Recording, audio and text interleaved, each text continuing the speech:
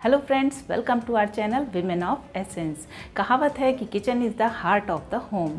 तो इस हार्ट की थोड़ी सी एक्स्ट्रा देखभाल करना तो बनता है। मैंने अपने पिछले वीडियो में आपके साथ शेयर किए थे किचन क्लीनिंग के ऐसे 12 टिप्स और टूल्स जो आपने काफ़ी ज़्यादा पसंद किए थे। तो आज मैं फिर से आपके साथ लेकर आई हूँ एक ऐसा वीडियो जिसमें मैं किचन क्लीनिंग का वीकली रूटीन आपके साथ शेयर करूँगी। और ये रूटीन एक चेकलिस्ट के साथ आपके सामने आएगा और मुझे पूरा विश्वास है कि आप इसको ज़रूर पसंद करेंगे। तो चलिए शुरू करते हैं आज का वीडियो। मेरे घर की हर तरह की क्लीनिंग में काम आता है एमवे का एलओसी प्रोडक्ट। ये एक कॉन्सेंट्रेटेड सोल्यूशन होता है जिससे लगभग 167 लीटर क्लीनिंग सोल्यूशन बनकर तैयार होता है। और इसके साथ ही हमें मिलती है एक स्प्रे बॉटल जिसमें हम अलग अलग रेशियो में पानी और इस सोल्यूशन को मिलाकर एक मल्टीपर्पज़ क्लीनिंग लिक्विड बना सकते हैं। वीडियो के एंड में आप इस प्रोडक्ट का डिटेल्ड इन्फॉर्मेशन ले सकते हैं। और मैं क्लीनिंग के लिए यूज़ करती हूँ इस तरह के माइक्रोफाइबर टॉवल्स को। तो चलिए अब हम शुरू करते हैं अपना वीकली क्लीनिंग रूटीन। तो स्टेप 1 में हम क्लीन करेंगे अपने माइक्रोवेव को। माइक्रोवेव की डीप क्लीनिंग के लिए हमें कुछ स्टेप्स को फॉलो करना होगा।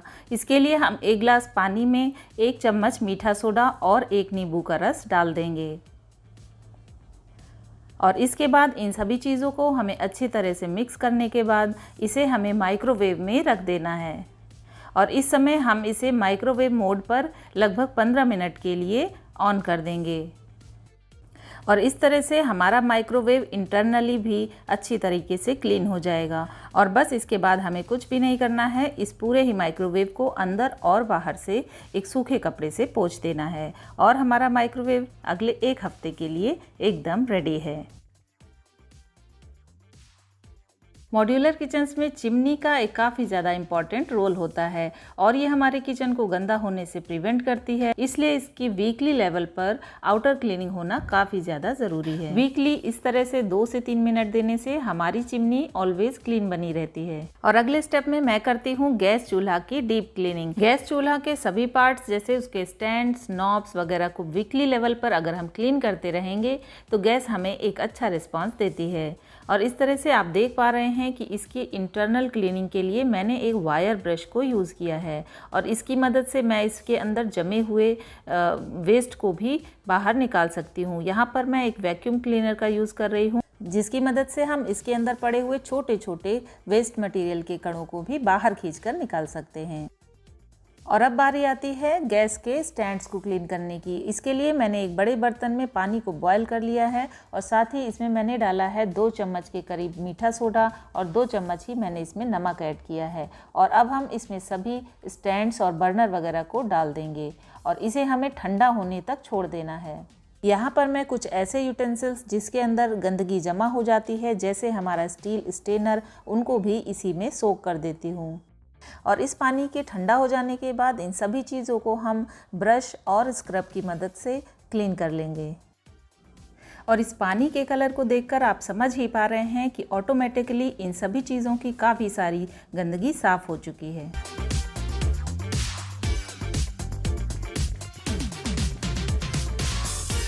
तो इस तरह अगर हम इन सभी चीज़ों की वीकली लेवल पर क्लीनिंग करते रहेंगे तो ये बहुत ज़्यादा गंदी होने से बच जाएंगी और इसके लिए फिर हमें दूसरे हैक्स को ढूंढने की बिल्कुल ज़रूरत नहीं रहेगी। हम में से काफ़ी सारे लोग इन सभी आइटम्स के बहुत ज़्यादा गंदे हो जाने पर उन्हें बर्न करके भी क्लीन करते हैं, पर उस तरह से हमारी चीज़ों की न्यूनेस एकदम ख़त्म हो जाती है। इसलिए हमारा वीकली क्लीनिंग का इस तरह का रूटीन हम सबको फॉलो करना चाहिए। तो चलिए अब हम बढ़ जाते हैं अपने अगले स्टेप की क्लीनिंग की तरफ। सिंक हमारे पूरे किचन में एक सबसे ज़्यादा कंटेमिनेटेड प्लेस होता है और इसे साफ करने के लिए मैंने यहाँ पर डाला है आधा कप के करीब नमक। और इसमें इसके बाद हम 2 लीटर के आसपास बॉइलिंग वाटर को पोर कर देंगे और ये पानी हमें धीरे धीरे करके डालना है। और इस प्रोसेस में हमें कुछ ही समय लगता है और हमारा पूरा ड्रेनेज काफ़ी ज़्यादा साफ हो जाता है। और कुछ समय के बाद हमें इसमें फ्रेश पानी को चला देना है। अलग अलग अप्लायंसेस जहां हमारी लाइफ को काफ़ी ज़्यादा इजी बनाते हैं, उसी तरह हमें इनकी रेगुलर क्लीनिंग के लिए भी काफ़ी ज़्यादा अलर्ट रहना चाहिए। मैं बात कर रही हूँ डिश वॉशर की क्लीनिंग के लिए। आउटर क्लीनिंग के साथ साथ इसकी इनर क्लीनिंग का भी हमें ध्यान रखना चाहिए। वीकली हमें इसके फिल्टर्स को साफ़ करना चाहिए। साथ ही इसके अंदर बचे हुए फूड रेसिड्यू को भी हमें क्लीन करते रहना चाहिए।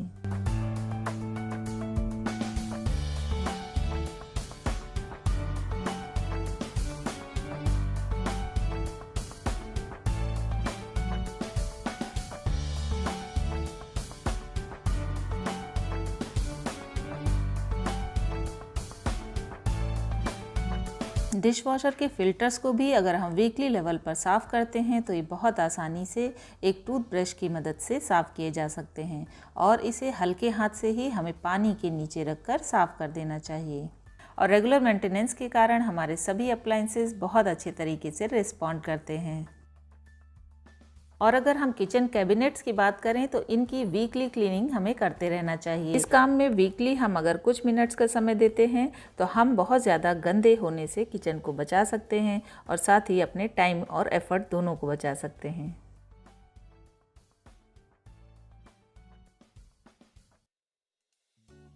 तो चलिए अब हम बात कर लेते हैं फ्रिज की क्लीनिंग के बारे में। फ्रिज एक ऐसी जगह है जहां पर हम अपने खाने पीने का सामान स्टोर करते हैं, इसलिए इसका कंटेमिनेशन फ्री होना बहुत ज़्यादा ज़रूरी है।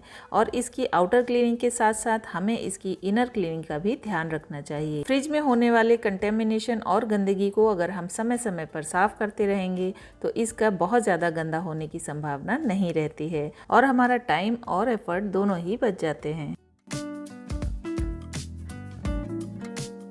मिक्सर ग्राइंडर की बात करें तो ये एक ऐसा अप्लायंस है जिसे हम रेगुलर बेसिस पर इस्तेमाल करते हैं और कभी कभी ज़्यादातर हम जल्दबाजी में इसकी क्लीनिंग करना भूल जाते हैं, इसलिए हमें वीकली क्लीनिंग के रूटीन में इसकी सफाई को ज़रूर शामिल करना चाहिए।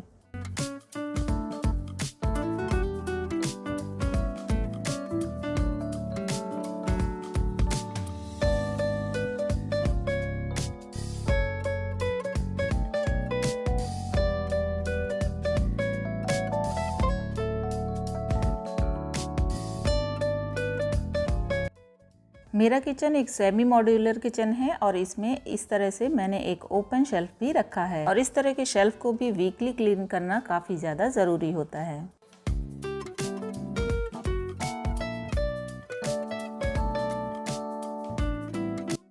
और वीकली क्लीनिंग के लास्ट स्टेप में आता है हमारा फुट मैट और इसे भी मैं वीकली लेवल पर वॉश कर देती हूँ या फिर चेंज कर देती हूँ। स्टार्टिंग में इन सभी कामों को याद रखने के लिए आप इसे एक चेक लिस्ट के फॉर्म में अपने किचन में पेस्ट कर सकते हैं, पर यकीन मानिए कि कुछ दिनों बाद आपको ये सभी काम खुद ब खुद याद हो जाएंगे और आपको लिस्ट देखने की बिल्कुल ज़रूरत नहीं होगी। इस क्लीनिंग के लिए आप वीक का कोई भी एक दिन डिसाइड कर सकते हैं। मैंने इस काम के लिए अपने वीक का एक फ्राइडे का दिन डिसाइड किया है और फ्राइडे इवनिंग को मैं ये काम करती हूँ और इस तरह से पूरे वीक के लिए मेरा किचन रेडी हो जाता है। तो चलिए मिलते हैं अपने नेक्स्ट वीडियो में।